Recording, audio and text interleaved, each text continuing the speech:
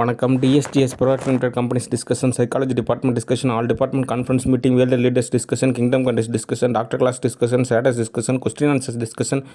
Okay. Interview information. Okay.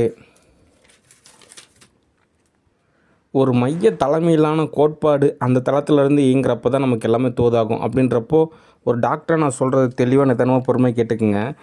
Family அப்படின்றது manual car, automatic car அப்படின்ற மாதிரி புரிஞ்சுக்கலாம். சில விஷயத்தை நம்ம மேனுவலாக சொல்லிக்கிட்டே இருக்கணும், அப்போ தான் ஓரளவுக்கு தோதாகும். ஒரு சில ஃபேமிலியை பொறுத்த வரைக்கும் நம்ம ஆட்டோமேட்டிக் கார் மாதிரி நம்ம எதுவுமே சொல்ல தேவையில்ல, அவங்களே எல்லாமே தோது பார்ப்பாங்க. ஓகே. அந்த வகையில் யதார்த்த ரீதியாக ஒரு இடைவேளை. ஓகே. அந்த ஒரு இடைவெளியில் ஒரு நிறையா நன்மை விஷயம் இருக்குது. எந்த வகையிலையுமே தோதாகலைன்னா கூட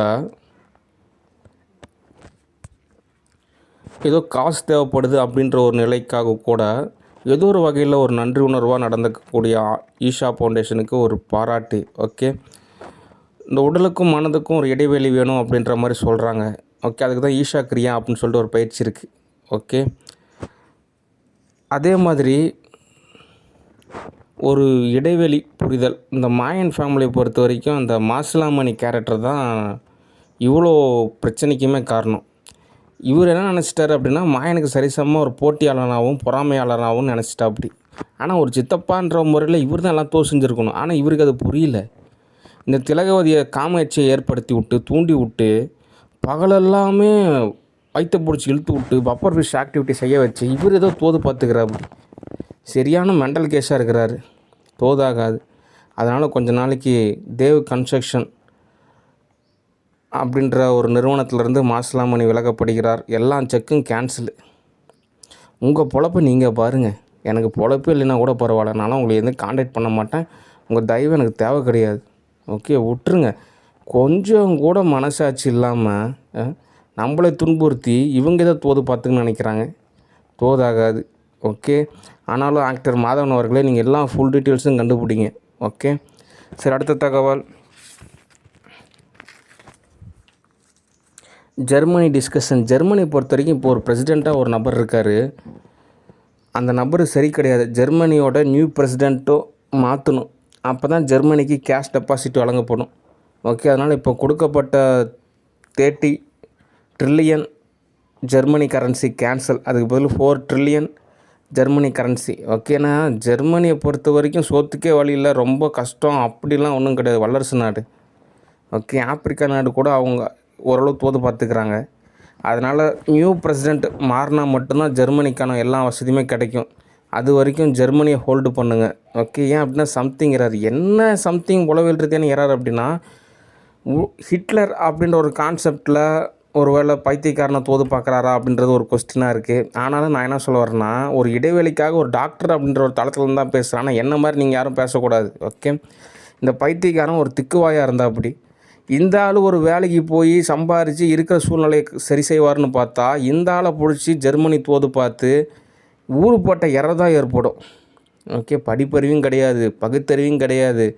இந்நேரத்துக்கு ஒரு சாதாரண ஒரு மேஸ்திரி ஏதோ ஒரு தொழில் இருந்தால் எவ்வளோ சம்பாதிக்கலாம். அந்த ஆள் ஓரளவு தான் சம்பாதிக்கிறதுக்கு தான் தோதாகும். எதுக்குமே பிரயோஜனம் இல்லாத ஒரு ஆளை தோது பார்த்து தான் இவ்வளோ எரருமே. ஓகே. அதுக்கு என்னமோ வகையில் கோடிங் பண்ணுறாங்க ஜெர்மனி. இந்த பைத்தியக்காரனுக்கு கோடிங் பண்ணுறாங்க. அதுதான் இப்போ ஏதோ ஒரு வகையில் எரர். ஏன் அப்படின்னா, அந்த பைத்தியக்காரனை ஆளுமை ஏற்படுத்தி என்கிட்டேருந்து என்ன ஆதாயத்தை எதிர்பார்க்குறாங்களோ நம்ம தெரில. ஆனால் எதுக்காக தமிழ்நாட்டை பிடிச்சி தோன்றாங்கன்னு தெரிய மாட்டேங்குது. ஆல்ரெடி இங்கேருந்து தங்கம் வயரம் எல்லாத்தையும் எடுத்துகிட்டு போயிட்டாங்க. இதுக்கு மேலே எதுக்கு நோண்டுறாங்கன்னு தெரில. அதனால் ஜெர்மனியை ஹோல்டு பண்ணுங்கள், ஜெர்மனி பிரசிடெண்ட்டை மாற்றுங்க. அப்போ தான் ஒரு நல்ல ஒரு தீர்வு கிடைக்கும். ஓகே. அடுத்து எங்கள் ஃபேமிலியை பொறுத்த வரைக்கும் பேரண்ட்ஸாக இருக்கக்கூடிய நபர்கள் என்ன துன்புறுத்ததை நினச்சிக்கிட்டு அவங்கள துன்புறுத்திக்கிறாங்க. இந்த துன்பத்திலேருந்து ஒரு விடுதலை வேணும் அப்படின்றப்போ ஒரு நல்ல வசதியான வீடு தான் வேணும். ஓகே. அடுத்து ஒரு சகோதரத்துவம் அப்படின்ற ஒரு கான்செப்டில் தான் டிஸ்கஷன். இந்த கண்ணன் அப்படின்றவன் ஒரு ஊமை கேரக்டர். அவன் எதுவுமே பேச மாட்டான். ஓகே. இப்போ அவன் கூட்டிகிட்டு வந்த கேரக்டர் கூடயே அவன் ஒரு எதிரும் புதிருமாக சண்டை போடுறான். அடுத்து இந்த கரப்பான் பிடிச்சி படித்த டீச்சர்ஸ்லாம் இருக்காங்க. தமிழ் டீச்சரு, ஒரு சில டீச்சர்லாம். அந்த டீச்சருங்களாம் என்ன பண்ணுறாங்க அப்படின்னா, அவனுக்கு எனக்கு சண்டை மூட்டி விட்டு அவனை வந்துட்டு எப்படியோ ஃபேமஸ் ஆக்குன்னு நினைக்கிறாங்க. கவர்மெண்ட்டில் சம்பளம் கொடுத்தாலும் சல்லி பைசாவுக்கு பிரயோஜனம் இருக்க மாட்டேங்குது. அதுக்கு ப்ரைவேட் ஸ்கூலில் எவ்வளவோ பரவாயில்ல. இவங்க வராங்களா, பாடம் நடத்துகிறாங்களா, சம்பளம் வாங்குறாங்களா, போனாங்களா பரவாயில்ல. ஒரு ஸ்டூடெண்ட்டாக தான் கூட படிக்கிறவங்க அந்த கிளாஸ் முடிகிற வரைக்கும் தான், அந்த இயர் முடிகிற வரைக்கும் தான். அதுக்கப்புறம் ஏதோ பார்க்குறாங்களா, பேசுகிறாங்களா, ஏதோ கேஷ் கொடுத்து உதவுறாங்களா, அவ்வளோதான். ஓகே, ஏதோ வெறித்தனமாக வந்துட்டு ஏதோ வகையில் எரர் ஏற்படுத்தக்கூடாது. ஓகே, அதனால் ஒரு சில எரர் நம்ம சால்வ் பண்ணலாம் அப்படின்னா அது தொடர் கதையாக தான் மாறும். ஓகே, ஆனால் இந்த மாயனுடைய டீச்சர்ஸ் எல்லாம் ஓரளவு தோது பார்க்குறாங்க. ஆனால் இருந்தாலும் அவ்வளவான பயன்பாடு அப்படின்றது ஒரு கொஸ்டினாக இருக்குது. அதனால் இந்த கரப்பாம்பூச்சி சொந்தமான டீச்சர்ஸ் எல்லாம் கொஞ்சம் அமைதியாகுங்க. நீங்கள் சம்பாதிக்கிறீங்களா, உங்களோட வச்சுக்கிங்க. ஓகே, அவனை வந்து தூண்டி விட்டு எனக்கு எதிராக செயல்பட வச்சு ஒரு பிரயோஜனமும் கிடையாது. நீங்கள் முக்குனா கூட அவனோட எல்லை கோட்டை தாண்டி வர முடியாது அவனால். ஓகே, அவனுக்குன்னு ஒரு கெப்பாசிட்டி, ஒரு லிமிட்டேஷன் இருக்குது. அவனும் ஒரு மனுஷன்தான். ஓகே, அவனுக்கு ஈஷா ஃபவுண்டேஷனில் தான் வேலை செய்ய விருப்பம். ஆனால் அங்கே அவனுக்கு தோது பார்க்குறது எனக்கு பெரும்பாடாக இருக்குது. ஓகே, அதனால் அவனை தோது பார்க்க நினைக்காதீங்க, அது தோதாகாது. ஓகே, என்ன ஒரு விஷயம் அப்படின்னா அவன் அல்ல அவசரத்துக்கு உதவ மாட்டான். அதுதான் அவன்கிட்ட இருக்கக்கூடிய ஒரு பெரிய மைனஸ்ஸு. சடனாக டக்குன்னு ஒரு ஹெல்ப் பண்ண மாட்டான். பொறுமையாக பதமாக தான், ரொம்ப காலதாமதமாக தான் உதவும். அதனால் அல்ல அவசரத்துக்கு அவனை சார்ந்து இருக்கிறதுன்றது மிகப்பெரிய ஒரு ஆபத்து நிலை ஏற்படுத்திடும். ஏன் அப்படின்னா நம்ம பயணிக்கிற பாதையானது மிஷன் இம்பாசிபிள் டாம் குரூஸ் மாதிரி டக்குன்னு நமக்கு உதவி தேவைப்பட்டுக்கிட்டே இருக்கும். ஓகே, ஆனால் அல்ல அவசரத்துக்கு உதவாத போது அது வேறு விதமான ஒரு நிலையில் எரராக கூட சான்சஸ் இருக்குது. அதனால் கரப்பாம்பூச்சியை விட்டுருங்க, அவனை தொந்தரவு பண்ணாதீங்க. அவன் இப்போ தான் படிப்படியாக ஓரளவு சமநிலையாக மாறி இப்போ தான் ஒரு நல்ல கேரக்டராக மாறிட்டுருக்கான். அதனால் அவனை பிடிச்சி கொடுமைப்படுத்தாதீங்க, அவனை விட்டுருங்க. ஓகே, சரி, அடுத்த தகவல் எலான் மாஸ்க் டிஸ்கஷன். எலான் மாஸ்க்கை பொறுத்த வரைக்கும் என்ன தகவல் அப்படின்னா, என்னுடைய யூடியூப் சேனலில் ஸ்டைலாஜிக் அந்த சேனலை மட்டும் கோடிங் பண்ணாதீங்க, மற்ற எல்லா சேனல்லையுமே நீங்கள் கோடிங் பண்ணலாம். நான் சொன்ன புக்ஸ் எல்லாம் கோடிங் பண்ணலாம்.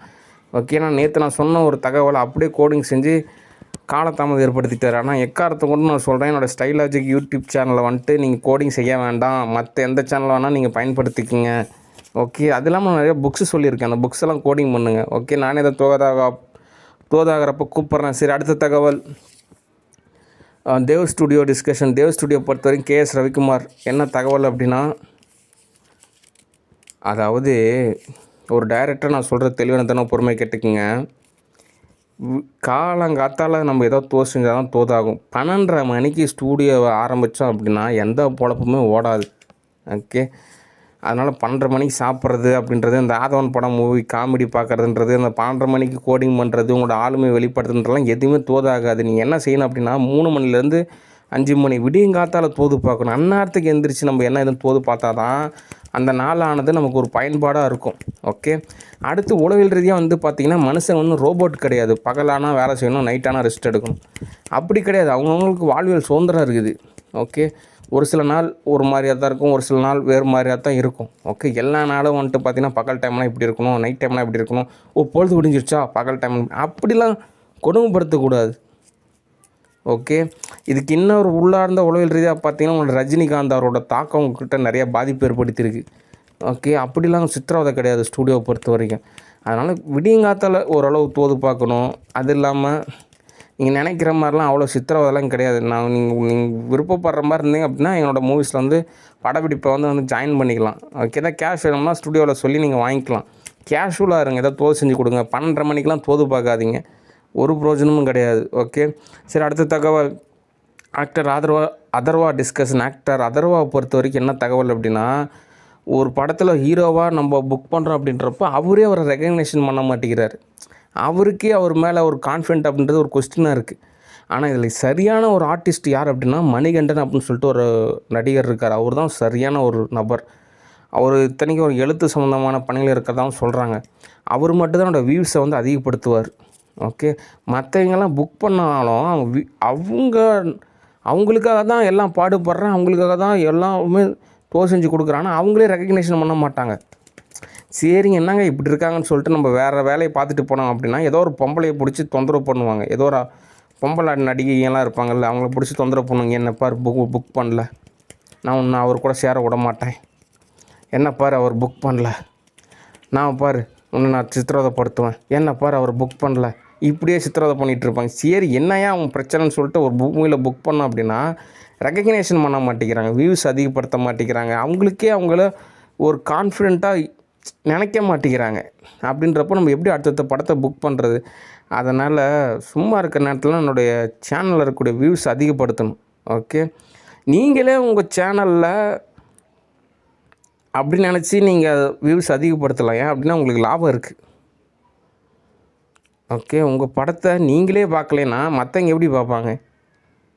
ஓகே, அதனால் இனிமேலாவது ஒரு தொழிலுக்கு உண்டான நியதி ஃபாலோ பண்ணுங்க. ஓகே, சரி, அடுத்த தகவல்.